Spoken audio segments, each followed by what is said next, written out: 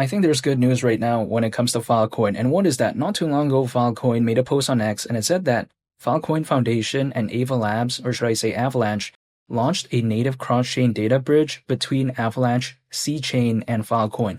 This new system connects high-speed smart contracts with secure data infrastructure through the Filecoin virtual machine. I think this is amazing because this is quite essentially two amazing projects within their respective fields, really working towards something that I think could be so great because we take a look at Filecoin, arguably the most popular project out there that is focused on decentralizing data storage. I get it, Jasmy, which is a close second, I think, in terms of popularity within this space.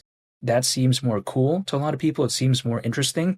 However, in terms of popularity, I think Filecoin still has that number one space, again, when it comes to projects that are focused on decentralizing data storage. So I like that. Not to mention, we take a look at Avalanche, a very popular layer 1 blockchain that, granted, isn't as popular as a Solana or Ethereum or a BNB chain. However, it's a pretty respectable layer 1 blockchain in the grand scheme of things, with a pretty fantastic decentralized finance ecosystem, aka DeFi. Why do I think so? In terms of total value locked on DeFi, according to DeFi Llama, Avalanche is consistently, I've noticed, around that top 15, top 20, also in some cases I've seen that top 10 range. So that is very impressive when it comes to Avalanche. Not to mention, we take a look at amazing DeFi projects that sort of have this association in a sense with Avalanche, like for instance, Trader Joe. We take a look at something like Pangolin. Now, Trader Joe is more popular than Pangolin, but then still, I think that's very impressive in the grand scheme of things. So I like this. I think it's good at the end of the day. However, that is the way to take a look at it. And even though nothing I say is financial advice, if let's say FIL were to go to the price of $50 during this bull run, which is Filecoin's native utility token, that would not surprise me whatsoever because even though some people like to say, oh, Filecoin is a bad project and all this, I disagree with that because Filecoin, again, like I mentioned earlier on the video, is a project that's focused on decentralizing data storage. The data storage market size is predicted to be worth nearly $800 billion by 2030, according to Fortune Business Insights. So I don't think that's such a bad thing to be focused on, arguably. Now, granted, there's actually not that many projects that are focused on decentralizing data storage. Like, for instance, Filecoin, there's Jasmy, there's Arweave, there's Filecoin, and also there's something called Storj. It's spelled like STORJ, but then sometimes people call it Storj, some people call it Storage, tomato. But if we think about that, that's arguably 4 major competitors for Filecoin. And it's not like there's 10, 20, or 30, like in the cases we've seen with NFTs, with decentralized finance, with blockchain gaming. So keep in mind, again, that predicted market size for data storage, like I mentioned earlier in the video, and then there's not that many projects focused on it right now. This is kind of crazy to think about because I've seen time and time again, people move in trends. They like NFTs, they move on to this market, whatever market. Also, of course, we've seen the emergence of these AI projects. So people usually sometimes move in trends. The data storage market really hasn't had that sort of, I would say, hype mainstream yet. Or should I say mainstream hype, like what we've seen with other markets. However, if let's say that hype does happen, there's actually not that many projects within this space that are reputable. So I think that could arguably be such a good thing when it comes to Filecoin and the ones that are pretty reputable that do exist right now. Also on top of that, let's take a look at why arguably I think when it comes to Filecoin, it's not useless. Because if we just take a look at the concept of decentralizing data storage, I get it, centralized data storage is working very well as of right now, and I think it's still going to continue to have its place moving forward.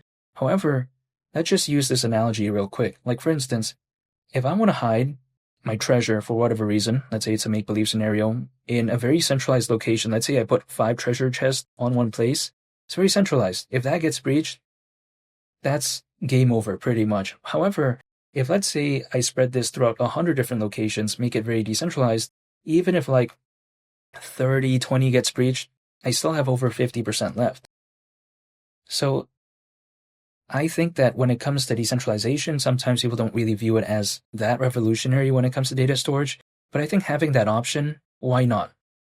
And we haven't seen mass adoption for that yet, but I think that the concept is cool. I think it's trying to do something amazing, and we've seen time and time again that within this space, people typically care about the narrative, they care about the story, they care about what something could be, and I think just the idea of decentralizing data storage could very well be interesting, and I do find it interesting actually.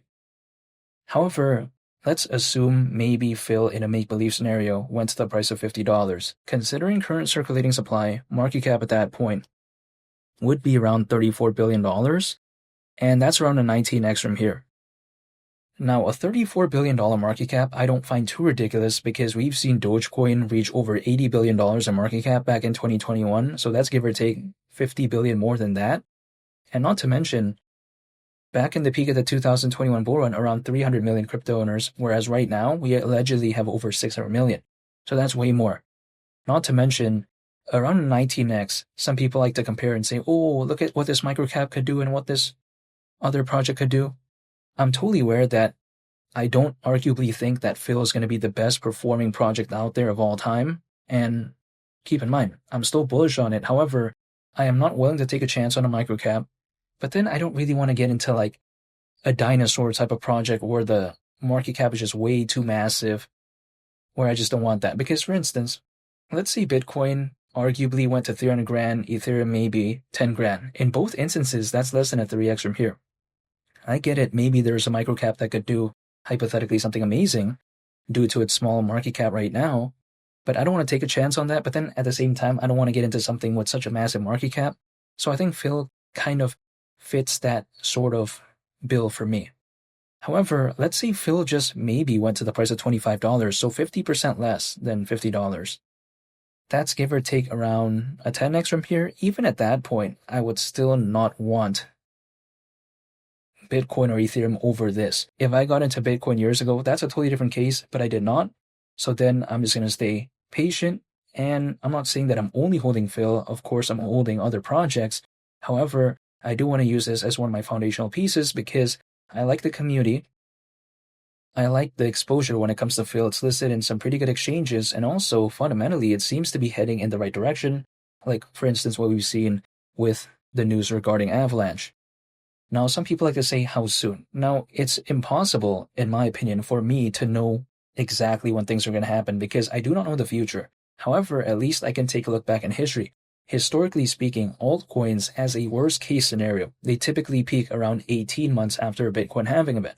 So we had 18 months on top of the last Bitcoin halving event, which happened in April of 2024, so that's last year.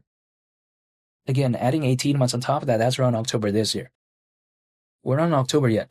I get it's a little bit close, and some people may be thinking, oh, that's not enough time. Well, take a look at Bitcoin, the largest project out there within the space that we have right now. Take a look at how fast that moved. And not only just in a positive direction, but also in a negative direction. And we see just how fast these movements happen. We're not talking about the S&P 500. We're not talking about gold, where those type of movements may take quite a while to do.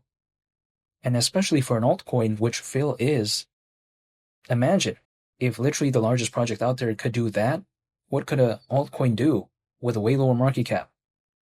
So that's why I'm staying patient. Now, there's no guarantees. It doesn't mean that it's going to do that in October. It could happen later. Who knows? Maybe even Q1 of next year.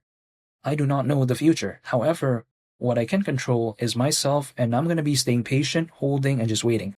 I am not trying to find the exact moment in time to enter. Instead, I'm trying to prepare myself over an extended period of time. So then where that moment does happen, hypothetically, I'll be prepared. So that's what I'm doing, just holding and just waiting and staying patient. But in the meantime, I do like what I'm seeing when it comes to Filecoin and especially regarding Avalanche, which is, I think, a very reputable Layer 1 blockchain. And feel free to subscribe if you enjoyed this video. I'd greatly appreciate it. It's Willie the Captain, and I'll catch you all in the next one. I'm out. Peace. Bye.